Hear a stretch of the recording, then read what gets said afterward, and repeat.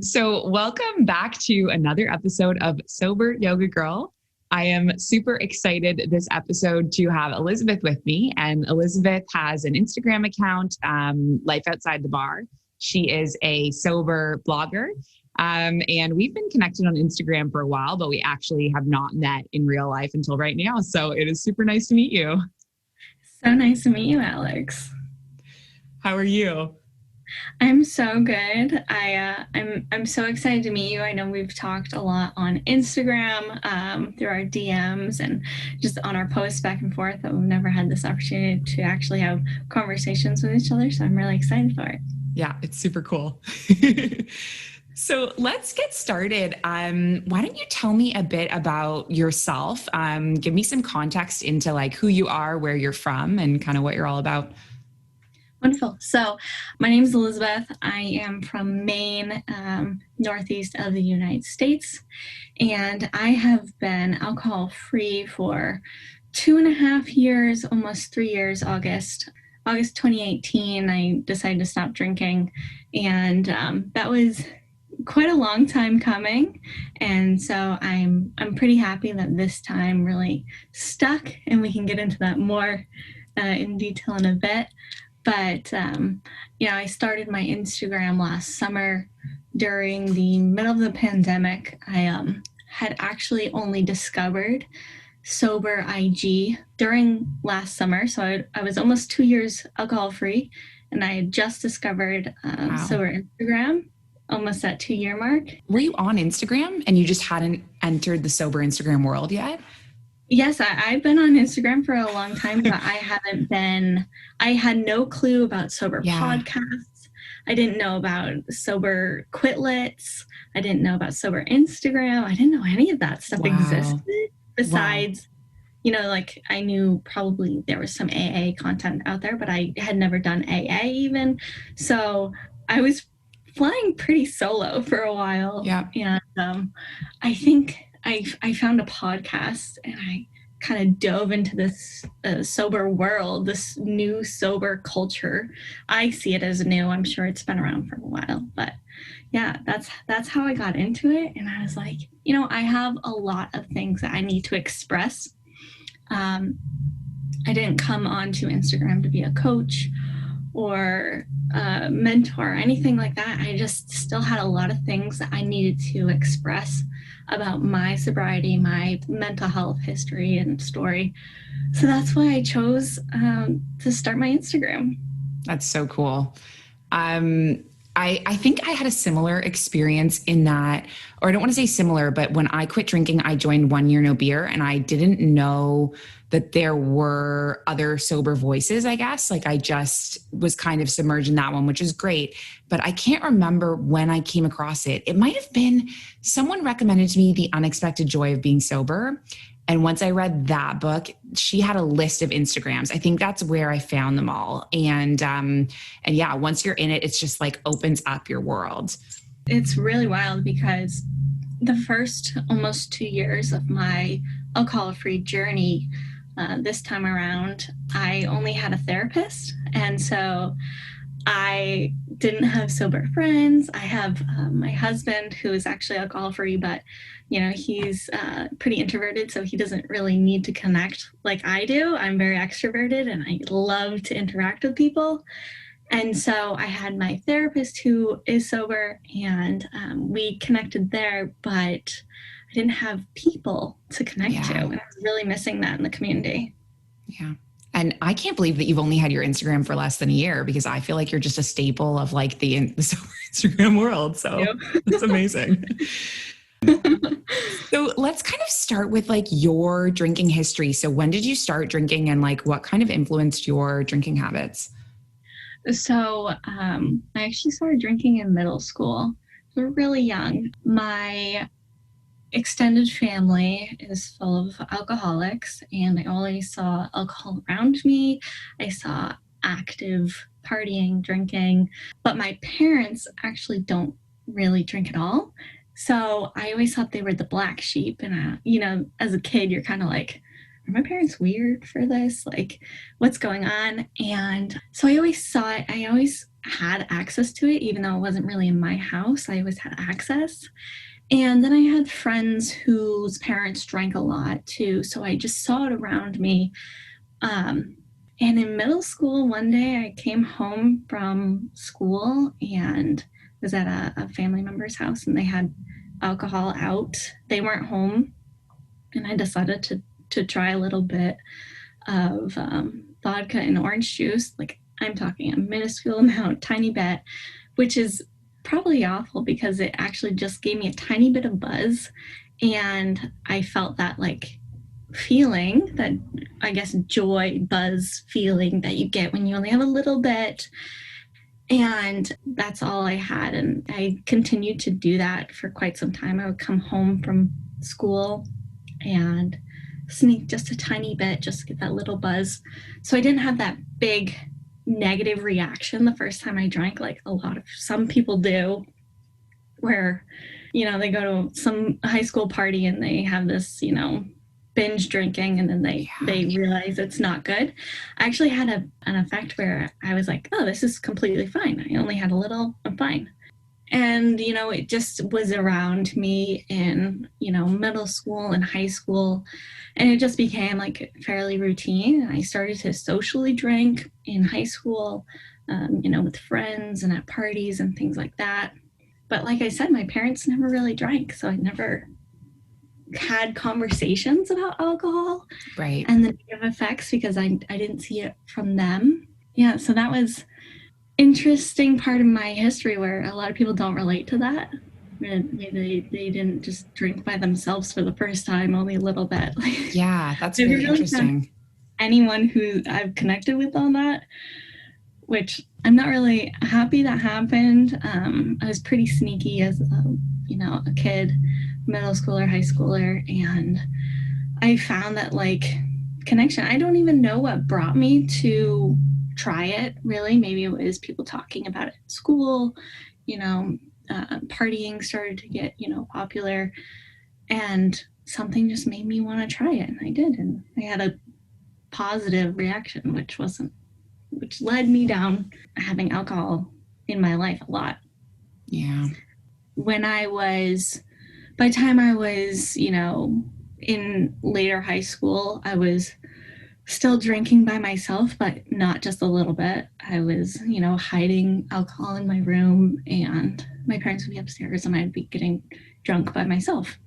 And, I had a lot of depression from all of this because alcohol is a depressant, plus your teenage hormones. And so drinking by myself, I would get depressed, and then I would hide my depression. And it was just a bad cycle that I was really in for a while. Yeah. Middle school, high school. Yeah. And so how did your drinking then accelerate over time? Yes, it definitely did. I had just always had that need for alcohol to be around. And, I had a best friend in high school. We'd love to get drunk together, and I had access to alcohol easily. After I got out of high school, I continued to drink, and I was getting to a point where it was, the self-medication, and I wasn't even 20 yet, and I was drinking as self-medication for all these emotions I felt that I had no place to vent to. And I actually had I would call it a rock bottom. I've had a few rock bottoms, but I had a rock bottom where I was told by an ex that I had to stop drinking. Wow. And I don't know if I was 19 or 20 at the time, but at that point, that was my first rock bottom where people were telling me, you can't drink. You can't drink. And that was the first time I was alcohol free. I decided to do that for 6 months. Prior to being 21, I'd already done 6 months alcohol free. Wow. I've had a long relationship with alcohol, and I guess the sober curious life. I had no term back then, but I had always knew that alcohol wasn't the best for me, especially in the mindset I was in. And I would try times where I would, not drink for a week and try to limit myself. Or there was times where I would, do a few months like that time. And I didn't know that this whole term sober curious was out there, or even, young people being sober was a thing, or Right. even, a cool thing. I think it's cool. So. It is. So what made you, so you said you had one break with drinking when you were 21. Did you have more before like this stint? Yeah. I don't want to say this stint, but like becoming sober long No, term. I understand. Hopefully it's not a stint. Hopefully this time it's, a lifetime for me. So yes, I had other times where, I tried to stop drinking and things like that, but it wasn't until I had the opportunity to go to Kuwait. And as you know, Kuwait's a dry country. Yeah. So prior to going to Kuwait, I actively chose to stop drinking. Of course, I couldn't drink in Kuwait, but I was, going between different countries and things like that. So I could have drank them. I actively decided not to. I needed that mental break, that physical break.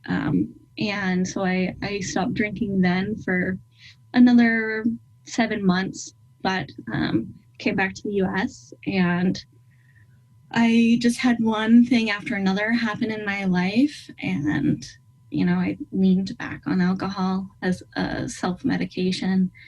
And it turned out to be one of the worst years of my life after that stint of not drinking, just because things were happening. And instead of addressing it and healing what was going on, I was self-medicating, and I had the worst anxiety during that year. I just couldn't sleep at all. And when I would, couldn't sleep, I would decide to drink and things like that. And it just was this awful cycle I was putting myself into. Yeah. And then about a year and a half after I got back from Kuwait, I actually went into this alcohol-free stint. this time I've been alcohol-free. Yeah. So it really was about a year and a half to 2 years in between, like, each of my different times of being alcohol-free. And I think, the third time's a charm, as they say. And this time I didn't just not drink. I actually sought, mental health help out. I started seeing a therapist, and just actually got the emotions I was holding in for so long, I was self-medicating against, out, which was a huge thing. I think a lot of people say this, but it's not always about the alcohol. It's about, what's inside yourself, what you're dealing with when you are abusing alcohol. And that's very true for me. Yeah, absolutely. And I think it can manifest in so many different ways. I think I wrote something on Instagram once. It's like alcohol was never the enemy. And for us, it's alcohol, but for other people, the emotions that they're dealing with might show up in disordered eating or an addiction to something else. And so I think you're definitely right in that it's often an emotional issue that we're kind of coping with in the best way we can. Right. And I completely agree with that. I'm almost 3 years alcohol free, and I've worked through a lot of the, emotional turmoil I had from childhood, and, the things I never got to work out because I was self-medicating, middle school, my early 20s. And, now I guess if I had a drink of alcohol, not that I'm planning on it, but if I did, I don't think my reactions would be the same, because like I said, it's not necessarily the alcohol. It was the emotions that the alcohol brought out, because your inhibitions are down. But after learning all the science about what alcohol does to your body, I'm like, oh I'll just stay away. It does too much. Tell me about back when you were kind of in your coming towards this time that you quit drinking. What was it that made you finally say I'm done? Right. So, um, I had started leaning toward the craft beer world as this, like, outlet. There's a community there. There really is a community in the craft beer world, um, and there is so many different things to try. And then a lot of people look at beer as it's not as bad as if you're Right. drinking vodka every day, right? Which is not true. I mean, if you're drinking beer every day, it's still alcohol every day. And so I was really deep into this craft beer world. I was actually out in Denver, and I was by myself on a work trip, and I was visiting all these breweries. And between drinking too much, being emotional, and probably the elevation, let's be honest, because I'm from the East Coast at sea level, and Denver's Mile High City, right? Um, I had an emotional breakdown while I was drunk by myself in a city that I had never been to before. And I called my now spouse and was like, I just don't want to live like this anymore. I don't know what all this is, all this Yeah. feelings that I'm having. I'm like, I'm just done. And at the time, I was saying some things that were extreme. And luckily, I didn't act on any of those extreme thoughts or anything like that. I ended up just like passing out in my bed. It was that time where I had noticed that this wasn't a new thing. I had extreme thoughts, extreme emotion swings, extreme just heaviness when I got drunk. And I saw this isn't just about the alcohol. This isn't, just trying to be a part of a community, a beer Yeah. community. This is just too much more. And I need to address these emotions. When I got home, I had actually I had brought 30 pounds of beer back with me in my suitcase. Wow. That's how I had like an obsession, Yeah. because I brought beer home. Like, I could have just drank it there and then not had brought it home. But I had started seeing a therapist the following week or two after I got home.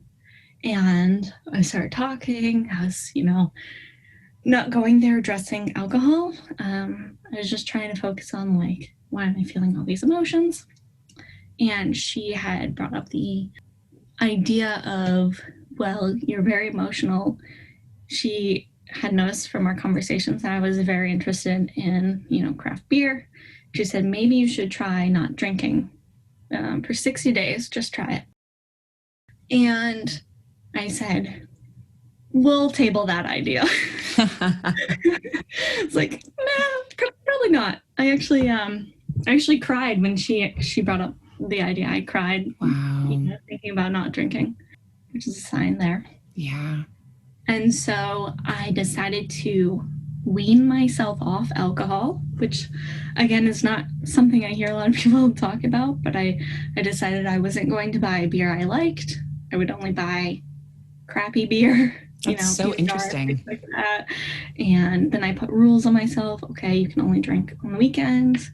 Okay, you can only drink, one or two at a time.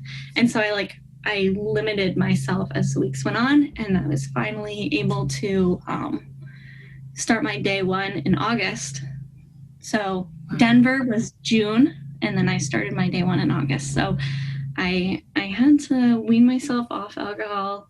I would not have mentally been able to just stop, even Yeah. though I needed to. But I was too invested in this idea that there's a craft beer community that's super supportive of you. And, I had all these friends and, all of this. But when it came down to it, I was having these emotional breakdowns. And I didn't have friends to turn to in the craft beer world. The Yeah. whole idea of, oh, it's you, not the alcohol, kind of was a mentality. And I needed to find support and she was giving me support. She isn't my therapist. And that's what I clung to. I was like, okay, like she's here for me, and I'm going to try to listen to her advice. Yeah. So, Wow, that's such a unique story in many ways. Like I don't remember I did a lot of therapy as a young person, and I don't remember a therapist ever suggesting to me to stop drinking. So I think that that's like really amazing that, the therapist that you were paired with was able to spot that. right. And I had, randomly stumbled upon her name. I just searched therapists in my Wow. area, and I sent her a message. She had called me back, and I was doing this all while I was in Denver, while I was having this, heavy Wow. time. And it just happened to be that she was sober. And it just Wow. happened to be what I needed. Not nowhere in her description said that she Yeah. was focused on substance abuse. That's not her actual focus. And so our paths crossed, and I'm very fortunate for it because, like you said, not a lot of therapists do bring up that because, like Yeah. you, I had gone to therapy since I was a teenager, and not once had I ever been told Yeah. to drink alcohol. Yeah, me So, too. So after I got sober, I had a counselor who again, it was like we just crossed paths, and she was doing her practicum placement for her master's in counseling at my school. Like she was a parent at the school and was doing her hours counseling teachers. Honestly, it was like the biggest blessing ever. And she was just like upstairs from me, and she was sober, but I had already gotten sober. Like I had already quit. I was like 10 days in, and she disclosed that to me. And that was like massive, but it was, again, I think it was like we just happened upon each other at the right time. And maybe she would have suggested it to me had I, encountered her before. But before her, like I had never come across it. So that's really lucky, I think. I thought it was pretty amazing too because she's in her younger 40s, and I really look up to her. Look up. I mean, she's not that much older, but I hadn't seen a lot of younger women Yeah. being alcohol free. I had the stereotype that it was just a bunch of old men sitting in a church basement, Yeah. and your life is going to be talking about your troubles all the time. And I try to talk about all things on my Instagram, not just the negative parts of my past, but the positive parts about being alcohol free and things like that, and trying to change the idea and the stigma of what alcohol free looks like. So I was very fortunate to find her. Very Yeah. fortunate.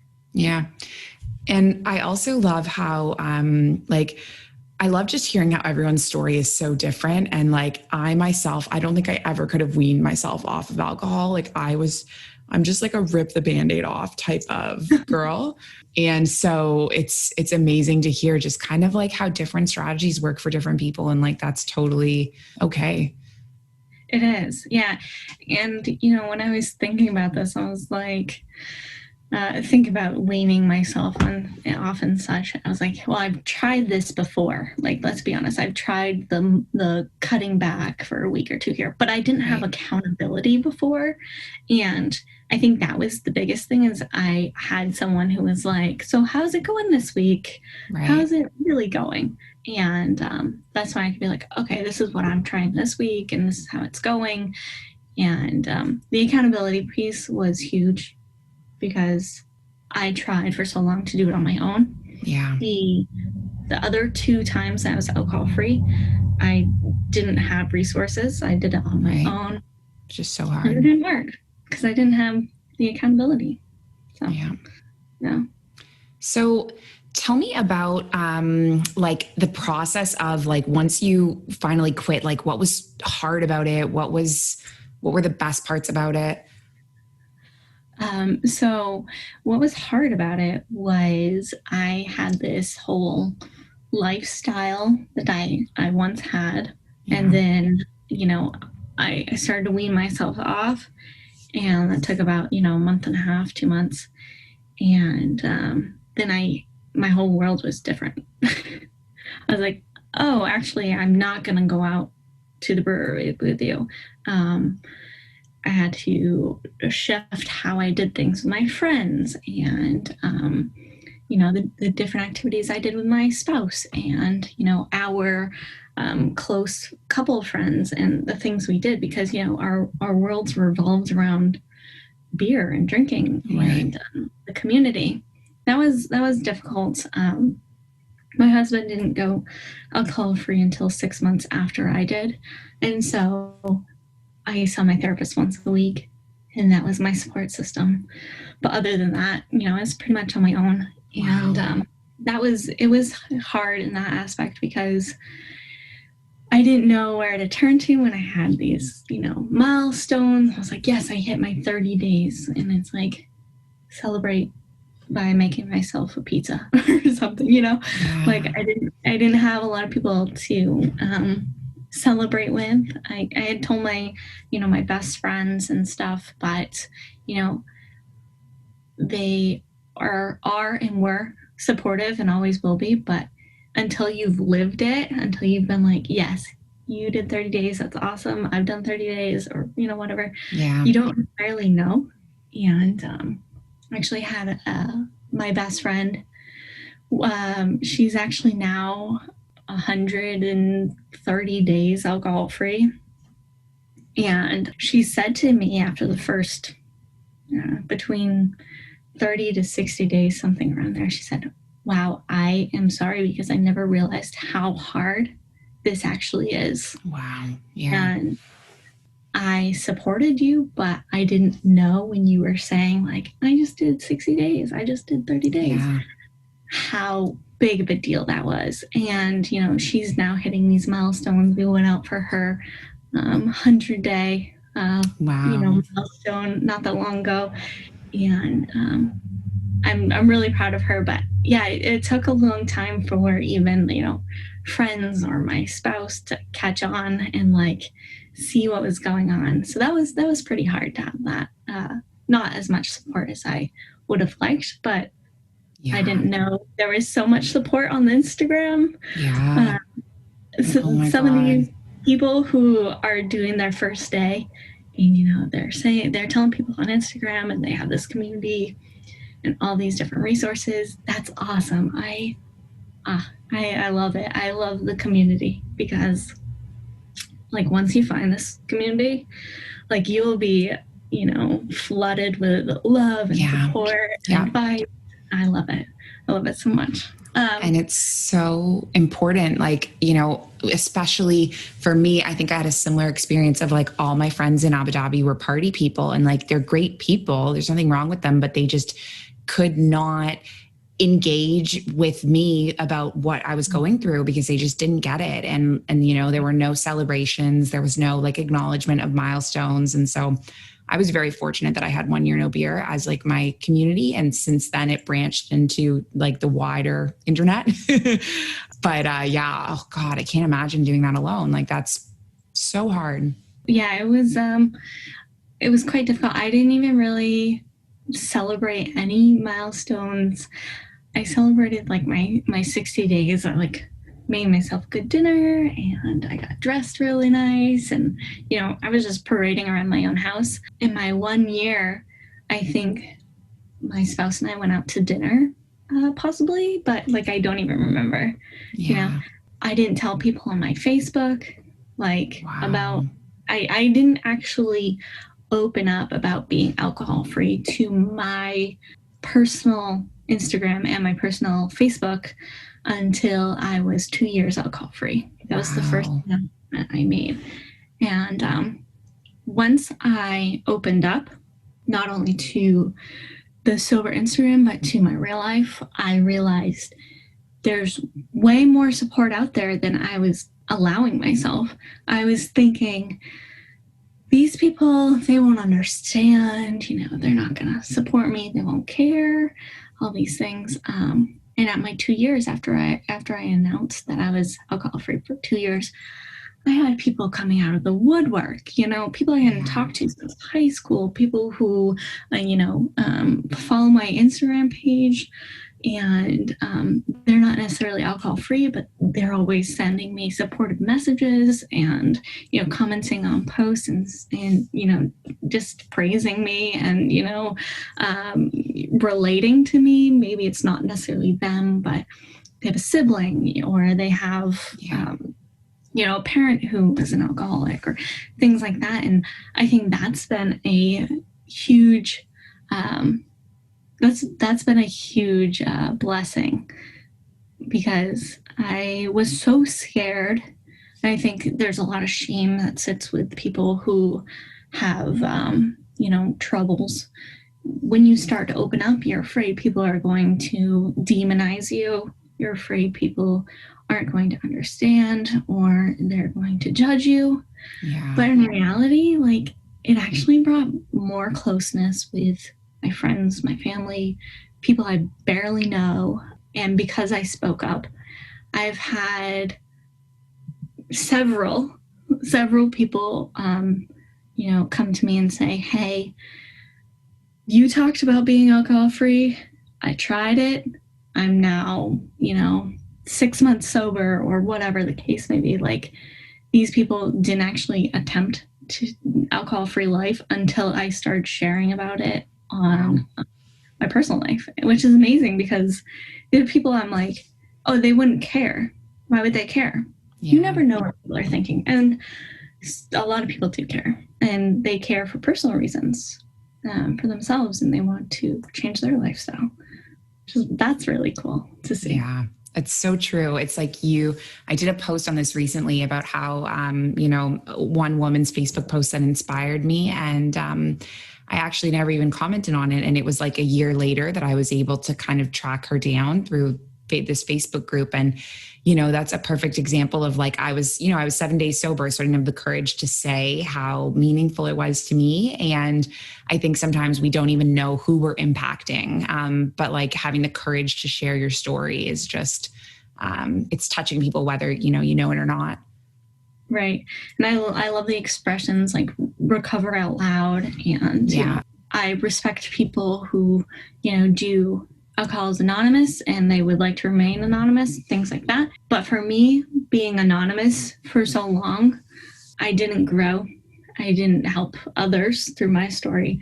And so once I started to see the impact of my stories and my honesty, I realized I can't be anonymous.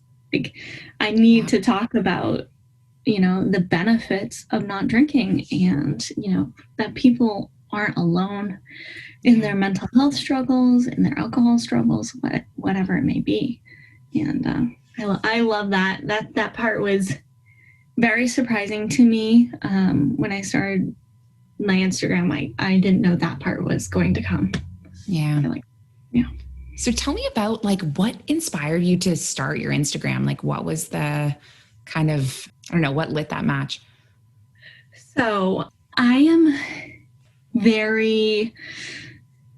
I don't like to share my emotions usually. I'm more of a logical person versus an emotional person. So I don't wear my emotions on my sleeve, and I hold them inside me.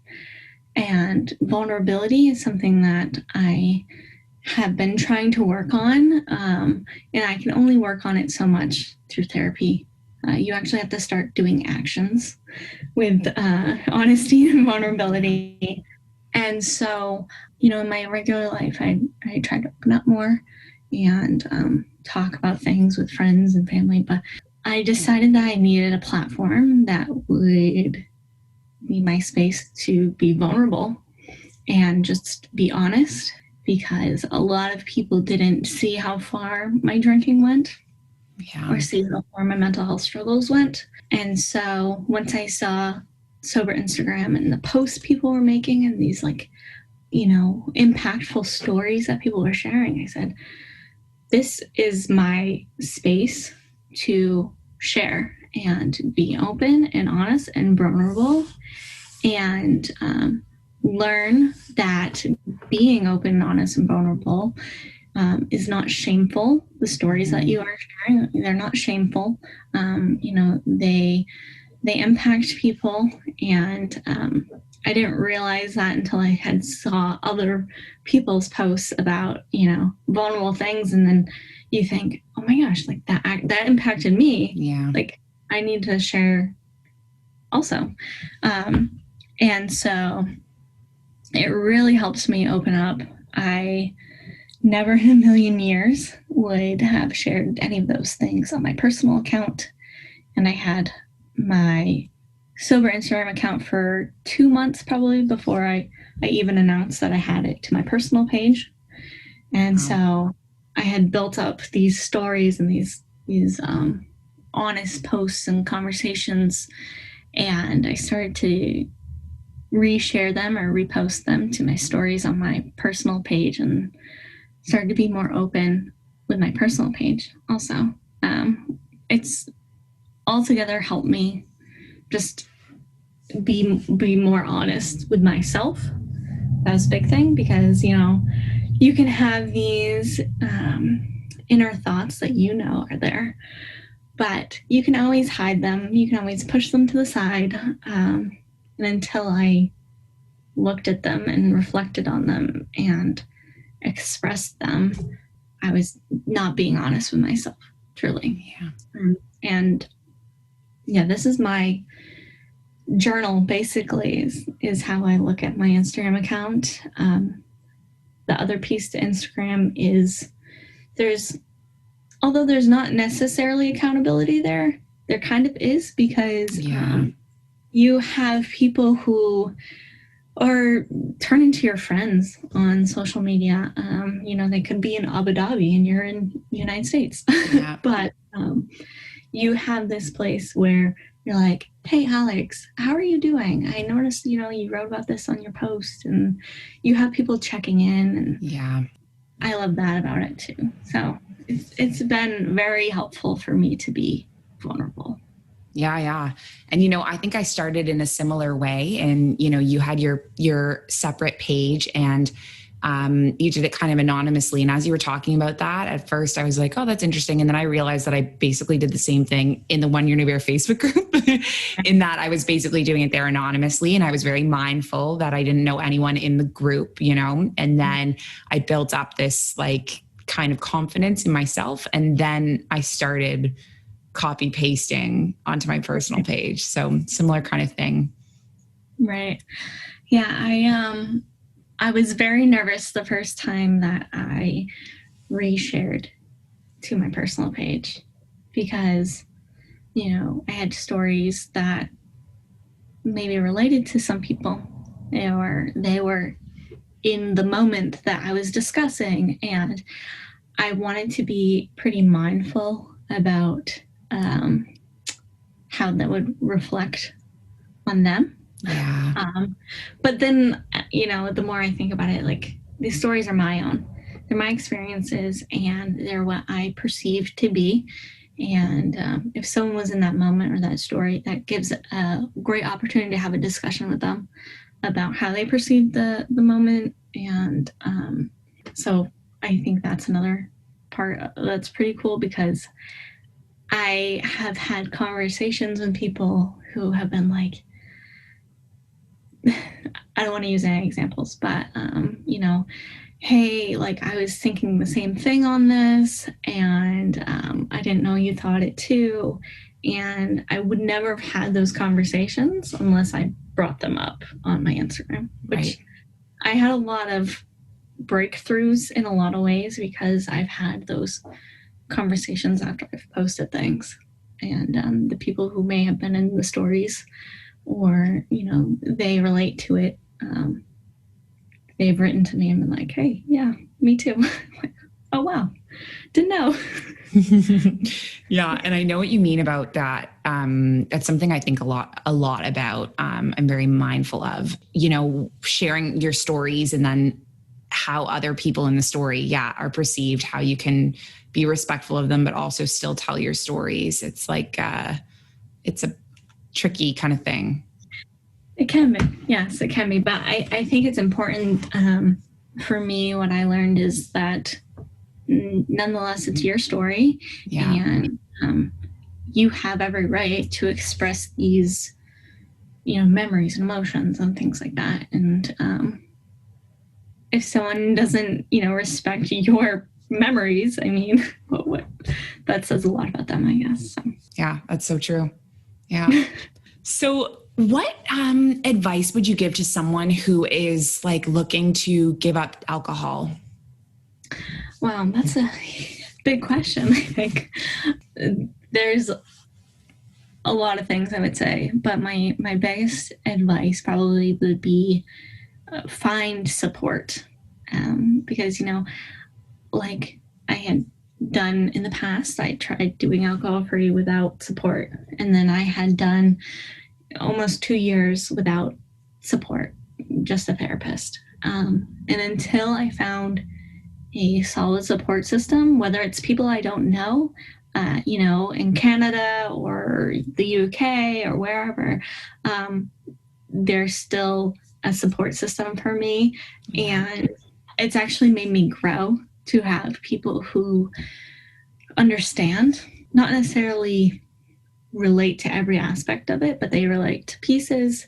And that's been a huge factor for me, because I was pretty stagnant up until I started my Instagram account. And I had grown, but I hadn't grown to this extent. In the past, since last summer, last June, I've grown more than I thought I needed to. I had learned from so many different people, like you say in your podcast, you hear different people's stories, and I bet that helps you reflect on your stories too.